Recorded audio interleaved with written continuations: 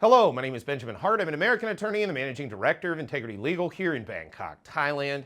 As the title of this video suggests, we're discussing Thai retirement visas and so-called grandfather rights.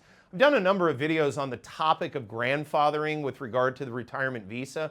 What are we talking about here with regard to grandfathering? Well, grandfathering, if you will, is the notion that if they were to change a rule, it would only apply to those moving forward, and those that were already in the system could continue to operate under the old rules. There is some precedent for this in the space of retirement visas here in Thailand, because during the 90s, when they changed the financial thresholds associated with the retirement visa, they did effectively grandfather in those that had been in the system prior to those changes. And I've done videos about that in the past discussing that. That said, I thought of making this video after reading a recent comment on one of our prior videos regarding retirement visas, specifically the issue of whether or not insurance would become a mandatory component of the retirement visa in the future.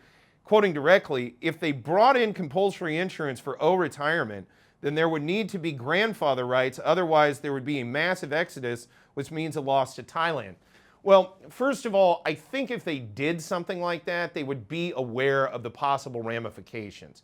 Secondly, again, as I've stated in other videos and as we've seen from the historical record, there is some precedent for the notion that folks that came into the retirement visa system under prior rules would remain under those prior rules. And we saw this again when they changed the thresholds from, eventually it came up to 800,000 baht in a bank account, but there were actually two times that changed. I think it went from 250,000 baht in a bank account up to 600 and then went up to 800 finally.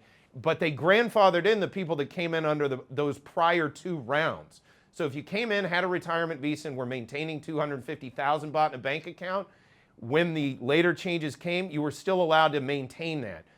Same thing for 600. If you came in on 600, you were allowed to remain. Now, that was back in the 90s. Most of those folks that were in their 50s then, there are some still around. I know a few people, but they are getting up there, and not all of them are around anymore, so it's kind of becoming a moot point.